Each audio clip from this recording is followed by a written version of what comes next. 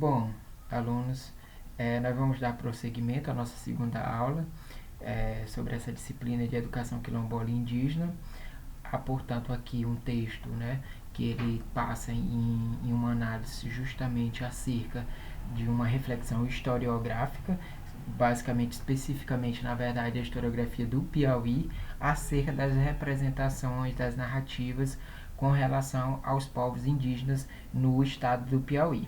Eu achei pertinente colocar este texto justamente para a gente fazer uma reflexão de como o material didático, né, que usamos na sala de aula, tem os silenciamentos, os apagamentos em torno dessas memórias, dessas narrativas dos povos indígenas e como esses materiais didáticos eles são produzidos tendo como referência a produção acadêmica e também a produção dessa historiografia profissional, já que a historiografia profissional durante muito tempo no estado do Piauí, né, é, considerou e constituiu uma narrativa na qual coloca em silenciamento os povos indígenas e quando se apresenta, né, esses povos indígenas se coloca dentro de uma lógica, né, de conceitos de extermínio, né, e por assim dizer, coloca-se um fim em toda a sua complexidade, a sua diversidade, né, dos povos indígenas nesse estado, né, e se coloca aí dentro desse arcabouço muito fechado, sem uma problematização mais ampla, se percebe que é necessário a gente fazer uma reflexão que dialogue tanto com a academia, né, com a produção acadêmica historiográfica, como a produção do ensino de história, na produção do material didático. Esse texto, né, a farsa do extermínio, né, a farsa do extermínio, reflexões para uma nova historiografia dos índios no Piauí, do professor João Paulo Peixoto Costa, um estudioso da área, né, e achei pertinente trazer esse trabalho, porque o professor João Paulo Peixoto da Costa, né, ele é professor do Instituto Federal do Piauí, do campus de Uruçuí, e do mestrado profissional em ensino de História, o Prof. História da Universidade Estadual do Piauí, em Parnaíba. Ele é doutor em História Social pela Universidade Estadual de Campinas, é mestre em História do Brasil pela Universidade Federal do Piauí e graduado em História pela Universidade Federal do Ceará. Ele pesquisa os índios na história do Ceará entre a crise do antigo regime e a formação dos Estados Nacional Brasileiro, com ênfase em políticas indigenistas, né, e indígenas. O estudo dele, né, ele traz em destaque nesse trabalho aqui, na verdade, essa história do massacre, do extermínio dos povos indígenas, né? E aí ele vai fazer todo esse apanhado teórico, né, metodológico, né, e também análise da própria documentação e da própria produção historiográfica do Piauí, justamente para tentar entender essa lógica do extermínio e o que é que há por trás desses discursos, né, que se constituíram durante muito tempo. Ao longo da história do Piauí, né, vem sendo ao longo dos anos uma história do massacre, né? Há certos da ideia de que os antigos povos nativos que habitavam o atual território piauiense foram dizimados. Os poucos autores que se prestam até hoje a analisar a vida e principalmente a morte desses grupos, né, têm nos seus escritos um forte caráter de denúncia contra a extrema brutalidade com que foram arrasadas da região.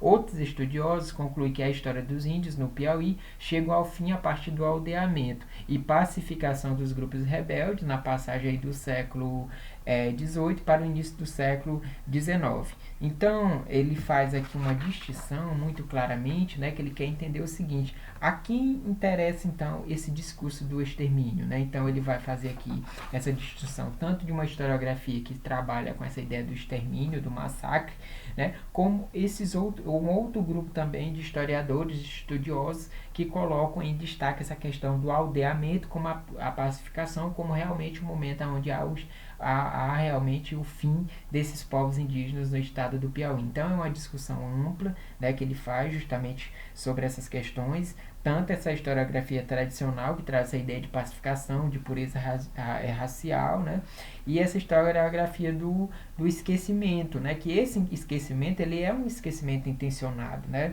ele é um esquecimento intencionado dentro dessa produção historiográfica do estado do Piauí. E aí ele divide o artigo em alguns momentos, né? E ele faz algumas reflexões que se tornam extremamente importantes aqui para a gente refletir. Primeiro, a urgência na revisão dos conceitos, né? Tanto os conceitos de identidade, né? Como estão sendo usados esses conceitos, né? De identidade, de assimilação, né, de aculturação, né? Então ele vai fazendo esses diagnósticos, né, apontando esses diagnósticos justamente para se pensar, né, qual é a questão aí por trás dessa ideia, né, de massacre que carrega consigo essa problemática muito pertinente na questão epistemológica e metodológica, né, das pesquisas, né? E aí é uma questão que entra, né, claro, a questão do silenciamento, né, dessa história dos povos indígenas no Piauí, né? A historiografia mais tradicional do Estado já afirmava que o processo de extinção dos indígenas nessa região se concluía com a partir dos aldeamentos, né? Mas aí é necessário que se perceba outras questões por trás desses documentos, né? Por trás dessas narrativas que foram colocadas a postas, determinadas fontes históricas, né? Dos documentos que foram coletados por esses historiadores, por esses estudiosos, né, que se valeram dele justamente para colocar essa representação do silenciamento e do extermínio, né, há por outras pesquisas de uma perspectiva mais crítica, né, que coloca assim, uma dinâmica muito clara, uma dinâmica de resistência e também uma dinâmica de negociação entre esses povos nesse imenso território que hoje aí a gente conhece como o estado do Piauí, né? Um desses trabalhos de uma historiografia mais conservadora, mais tradicional, acerca desse silenciamento, né, dos povos indígenas, é justamente um relato sobre os povos indígenas no povoamento do Moisés Castelo Branco. Ele dá esse exemplo desse trabalho desse autor, justamente onde coloca essa tônica, essa lógica do silenciamento, né? É a questão do purismo, né? Desse purismo racial, desse purismo conceitual, né? Por tudo isto e ainda acrescentando os movimentos indigenistas atuais no Estado, como reconhecimentos da FUNAI pelos dados demográficos oficiais, né? Pelos dados demográficos oficiais, não é mais possível sustentar a falácia da extinção dos índios no Piauí, né? Isso é muito interessante que ele coloca aí. Além de toda essa revisão conceitual, que não se isola numa teoria distante da realidade social, mas que, ao contrário, se constitui a partir desta, também é preciso que se estimule novas discussões, né, acerca das complexas relações estabelecidas entre as políticas indigenistas no Piauí e que não pretendiam um extermínio completo dos nativos e os povos indígenas nos períodos colonial e imperial, que não se comportaram como meros espectadores de sua história e nem reagiram somente pela via da resistência aberta. Uma questão interessante que o texto aqui do nosso historiador, o João Paulo Peixoto Costa, ele traz essa problematização, que é o seguinte, né? Por que se fala tanto nessa questão do extermínio, nesse discurso do silenciamento, né? A quem interessa tudo isso? Já que, se a gente for olhar pesquisas, né, e ele até mostra isso no próprio texto, né, pesquisas da FUNAI de 2010, há uma identificação de vários territórios no estado do Piauí de populações que se autodefinem, né, e se identificam enquanto indígenas, né, como ele vai dar exemplo da população de Cariri, no município de Quixadá, de Queimada Nova, de Codó Cabeludo, em Pedro II, e Tabojana, né, em Piripiri. Então, ele já vai mostrar que realmente, de fato, hoje, né, através desses estudos, já se percebe que há esses grupos vivos, né, com suas memórias de resistência, e o autor aqui, o João Paulo Peixoto, ele vai dizer que é muito mais interessante se pensar em fazer pesquisas, em colocar em destaque narrativas que coloquem esses povos que estão vivos, sobreviventes, resistentes, de que, obviamente, se trabalhar ainda com essa ideia de extermínio, de silenciamento dos povos indígenas. E quando isso for colocado em pauta, mas que se coloque diante de uma análise muito crítica das fontes, dos documentos, e que mostre o dinamismo, né, os aspectos que há entre continuidades, negociações, rupturas acerca da resistência desses povos no período colonial e imperial, que não assistiram passivamente, né, às situações que foram ocorrendo por conta da colonização e até por conta do período do império, né, mas que houve processo de negociações que mesmo esses povos indígenas participando, né, e saindo das suas aldeias, né, saindo desse processo de aldeamento e indo para as vilas, né, esses povos também, eles souberam nesses espaços negociar os seus modos de sobrevivência, mas aqui também o texto do João Paulo, ele não está negando que não houve extermínio, claro que houve também extermínio, houve genocídio, mas é preciso também se falar dessas resistências, desses povos que estão vivos hoje, que não estão apagados da história e precisam ser retirados desse silenciamento, até mesmo o silenciamento historiográfico que foi colocado diante desses estudos que se perduraram durante muito tempo, que não são estudos que se perduraram não apenas de uma maneira neutra, né? Mas que há expectativas, né, por trás desses textos, né? Até porque toda a produção, né, lembrando aí o Michel dissertou, toda a produção de conhecimento, né, ela se relaciona com as questões econômicas, com as questões sociais, com as questões políticas e culturais. Então, pensar nisso é pensar também sobre esses intelectuais, quem eram esses intelectuais e quais as razões que eles buscam para explicar esses posicionamentos que vão dar acerca dessa produção historiográfica do período, tá? Então, outra parte importante, né, que o nosso João Paulo Peixoto Costa vem mostrar nesse artigo é justamente que os índios e a política indigenista na história do Brasil. Ele vai dizer que no Piauí essa tendência, né, decadentista permanece em muito dos estudos sobre os índios até hoje, né? Mesmo em toda a piedade, mesmo com toda a piedade, a história do massacre vem impossibilitando que os povos indígenas do passado sejam vistos enquanto legítimos autores históricos. Então, eram autores, eram sujeitos históricos também das suas histórias, com as negociações, com as rupturas, com as formas de resistência, não só as resistências armadas, não só as resistências de violência, mas outras maneiras de negociações que ocorriam nesse cotidiano. Então, há, portanto, como ele próprio, João Paulo, vai dizer, há, portanto, a necessidade de outras pesquisas acerca desse cotidiano desses povos, né? E a própria documentação de arquivo, ela fala muito, mas é necessário um olhar apurado e crítico sobre essas questões, já que a ele só caberiam a resistência armada e a morte certa. E isso daqui é uma questão que ele vem questionar ao longo de todo o texto, né? Essa crônica da sua extinção, da extinção dos povos indígenas, né?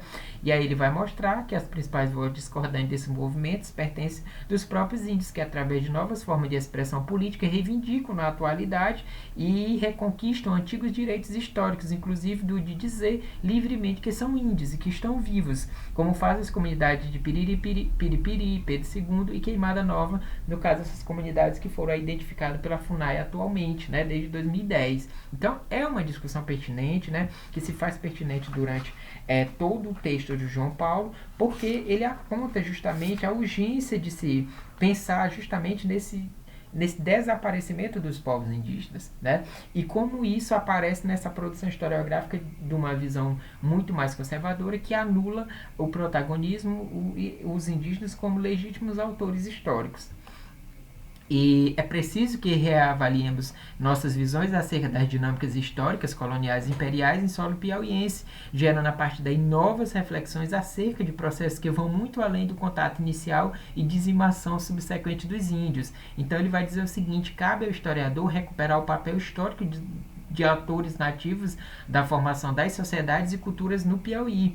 Muito dessa renovação começa pelo próprio entendimento das dinâmicas da política indigenistas nos períodos colonial e imperial. Então, os estudos que buscam analisar o cotidiano dos índios e suas relações com a política que lhes regia dentro dos aldeamentos jesuíticos ou das vilas pombalidas no Piauí, é necessário colocar em pauta essas negociações, essas artimanhas, essas maneiras de sobrevivência que esses povos tiveram durante esse período, né, do período colonial ao período imperial, para poder aí se fazer outras interpretações, outras visões, né, acerca dos povos indígenas no estado do Piauí. As novas pesquisas e uma nova visão. Então vemos algumas poucas, mas promissoras tentativas de mudança de foco que vêm sendo praticadas por atores muito mais atualizados e conectados com as novas demandas do ponto de vista, né? Então, por meio dessa nova historiografia, percebemos que o extermínio indígena foi, na verdade, decretado por intelectuais e autoridades que, por diversos motivos, não tiveram a capacidade necessidade ou o interesse de visualizar os índios do passado enquanto os protagonistas de suas próprias histórias e as novas discussões acerca de conceitos ligados à cultura, identidade e às dinâmicas sociais desses povos antigos, tá? Então, além disso, toda essa crônica da extinção ignora irresponsavelmente as atuais comunidades do Nordeste e no Piauí, que se declaram indígenas. Elas mesmas são provas contundentes de que há muito mais a se contar do que apenas guerras e massacres, né? Mostrando através de sua própria existência que no Piauí, mesmo que poucos e apesar de tudo, os índios estão vivos. Então, todo o texto do João Paulo ele vai problematizar essa ideia de silenciamento, de apagamento e principalmente nessa representação de extermínio, né? Essa representação desse discurso de extermínio dentro da historiografia do Piauí. E isso daí causa um problema muito pertinente no material didático. Porque se as referências para a produção de livro didático, de paradidáticos, é justamente beber nas fontes da produção acadêmica, ou seja, da produção da historiografia, né? Aqui falando da historiografia do estado do Piauí, como é que esses livros vão trazer os povos indígenas? Vão trazer de maneira contando apenas essa história do massacre, vão trazer apenas mostrando a história de morte desses povos indígenas, mas não vão nunca trazer uma relação muito mais predominante atual, né, com as resistências desses povos que estão vivos, com relação à sua cultura, às suas dinâmicas de negociações de sobrevivência ao longo do tempo, né? Então, é necessário pensar tanto essa questão historiográfica da produção, como a produção do material didático, porque há uma ligação entre uma com a outra. Daí, portanto, o interesse que eu trouxe aqui, este texto, esse artigo do João Paulo, porque de uma forma ou de outra, ele traz novas perspectivas para a gente repensar o nosso material didático na sala de aula, porque o nosso material didático, se a gente for pensar um paradidático, da história do Piauí, claro que vão trazer referências desses autores que aqui estão sendo agora problematizados e até criticados do ponto de vista dessa metodologia e da epistemologia que foram colocadas naquele período histórico e repensando aí eles, né, nesse período histórico que eles fizeram sua produção historiográfica, o que é necessário agora refazer, né, refazer análise, refazer uma nova reflexão acerca dessas representações, desses conceitos que ficaram aí imbricados, que ficaram aí constituídos ao longo dessa produção, tá, gente? Então, por fim, com relação a esse trabalho, né, do João Paulo, eu trouxe aqui algumas questões que conecta também com o próximo texto da próxima aula, que é justamente uma avaliação que diz o seguinte: qual a significação do conceito de extermínio? E como tem sido usado pelos historiadores, tá? E o que nos diz a documentação pesquisada e analisada atualmente? Então, são questões que vão conectar, que vão se costurar ao longo de todo esse texto do João Paulo sobre essa farsa do extermínio, né? Então, é uma farsa que se coloca diante da gente e que é necessário a gente ter um olhar apurado, né, para fazer essa crítica, né, diante dessa realidade, diante dessa produção, tá? Então é isso, pessoal. Esse é o texto do João Paulo que eu trouxe aqui para realizar essa discussão e aguardo vocês na próxima aula.